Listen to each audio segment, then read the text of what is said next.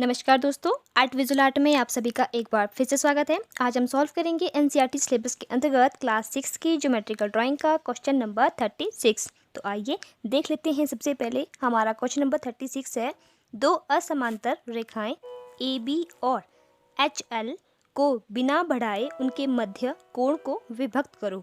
तो आइए अब देखते हैं इस एंगल को विस्तार से। सबसे पहले हम ए बी और एच एल दो असमांतर रेखाएं ले लेंगे। तो इस तरह से ए बी और एच एल, इस तरह से मैंने दो असमांतर रेखाएं ए बी और एच एल, ये हमारी एच एल, ये दो असमांतर रेखाएं हैं जो हमें क्वेश्चन में दी गई है। अब हमें क्या करना है, हमें इनके बीच के मध्य में हमने एक कोण को विभक्त करना है। इनके बीच में कोई कोण है तो उसको हमने विभक्त करना है, जो कि हमें बिना बढ़ाए, इन दोनों को बिना बढ़ाए हमें उसको विभक्त करना है। तो सबसे पहले हम क्या करेंगे, जैसे कि हमने पिछले एंगल में भी किया था कि यहाँ पे अपनी मर्जी से हम दो डॉट्स ले लेंगे। तो मतलब दो बिंदु ले लेंगे, एक का नाम हम जो है M होगा और दूसरे का P हो जाएगा। और इस तरह से इन पे हम जो है अपनी मर्जी से प्रकार अब हम जो है खोलेंगे। अपनी मर्जी से आपने प्रकार खोल लेनी है और M से आपने इस तरह से ऊपर की तरफ आपने चाप लगा लेनी है अपनी मर्जी से, एक चाप। और दूसरी चाप आप बिंदु P से लगाएंगे। इस तरह से दो चापें आपने लगा लेनी है और इन चाप का नाम है T और U।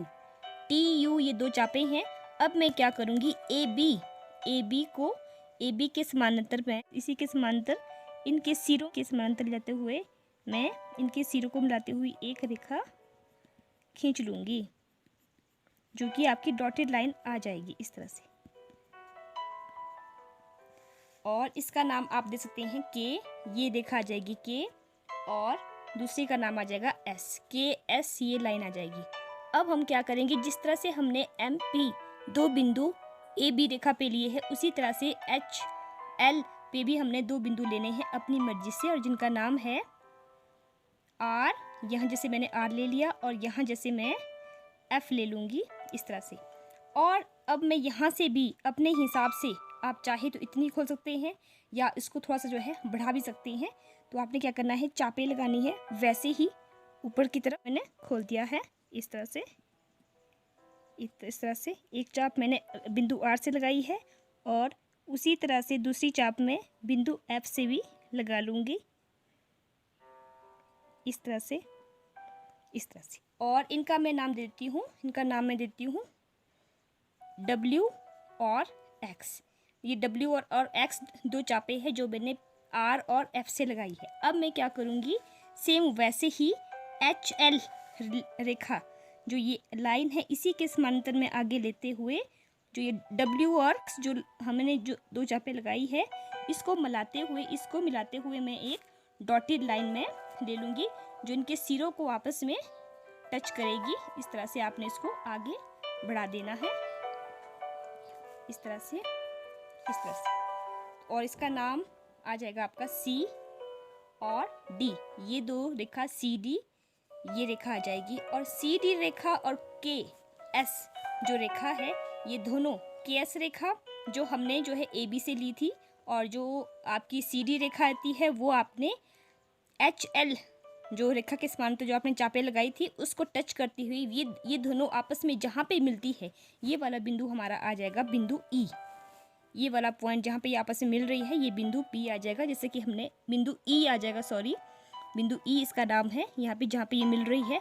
अब हम क्या करेंगे, सेम वैसे ही जैसे हमने पिछले इसमें भी किया था, आपने इस एंगल, जो एक एंगल बन गया हमारे पास DES, ये एंगल बन गया है DES। अब इस DES को हमने दो भागों में विभक्त करना है, सेम वैसे ही जैसे हमने पिछले इसमें किया था। अपनी मर्जी से आपने प्रकार खोल लेनी है और बिंदु E पे रखनी है, और इस तरह से आपने चाप लगा लेनी है। और इनका नाम है Y और G, ऊपर G आ जाएगा और नीचे Y आ जाएगा। आप अपने हिसाब से कोई भी नाम दे सकते हैं। और फिर आपने प्रकार उतनी ही खोल के रखनी है, और Y से आपने चाप आगे की तरफ, और वैसे ही आपने G से भी आपने चाप आगे की तरफ लगा लेनी है। और दोनों चापें आपस में जहाँ पे कटती हैं, उस बिंदु का नाम आप एन दे सकते हैं, ये वाली एन। और अब हम क्या करेंगे, इस एन बिंदु को हम ई के साथ डार्क लाइन में मिलाते हुए आगे बढ़ा देंगे, सेम वैसे ही जैसे पिछले एंगल में भी हमने किया था। और यही वो विभक्त की गई लाइन है जो ए बी और एच एल दो असमांतर रेखाओं को बिना बढ़ाए बीच में से जो है विभक्त कर रही है कोण।